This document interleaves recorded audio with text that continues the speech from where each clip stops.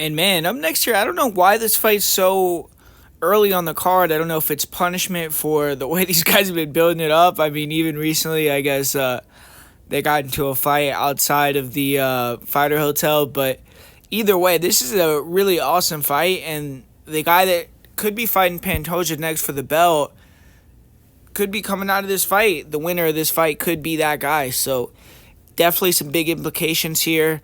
Mokaev, we got the undefeated young fighter taking on not necessarily like a big UFC veteran. I mean, these guys probably have similar amount of UFC fights.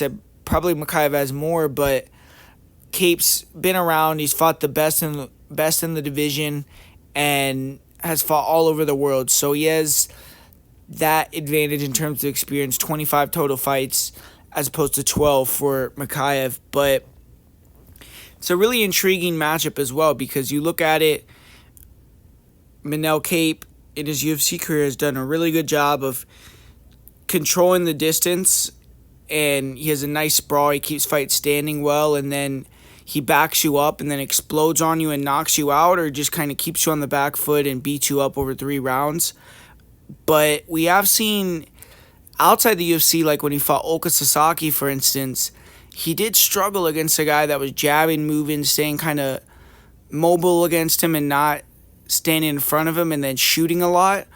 And once Sasaki kind of got the beat on the way that Kape was sprawling, he was able to make some adjustments and use that to get to the back or get on top. And I feel like Mokaev could do a similar thing. I just think that Kape could potentially win the first round maybe, or win, the first few minutes of the fight where he defends a couple takedowns early. Maybe Mokaev looks a little panicky, but I think that Mokaev is going to find the range and start to hit a lot of takedowns. Even if he can't control Kape at first, I think eventually the controls start to add up. And Manel Kape's a guy that is not necessarily the highest volume guy in general.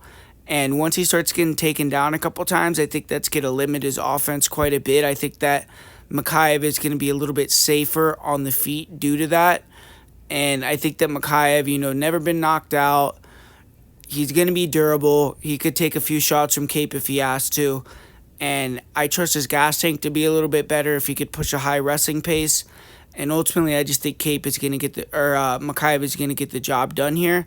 So Muhammad Mokaev is going to be the prediction for me. I feel like a guy that could beat Mokaev is going to be someone that's going to be able to match him in the scrambling and grappling, and because it's going to be hard for someone to match him in that wrestling. Like Alex Perez did it, but I think there's very few guys that are going to be able to just shut down Mokaev's wrestling, and I think that the pace that Mokaev could push the wrestling is going to break a lot of guys that can't out scramble him, like a Pantoja or someone like that, for instance. So I just think that Mokaev is going to be able to break Kape with the pressure and pace, and I could see a late submission here for Muhammad Mokaev.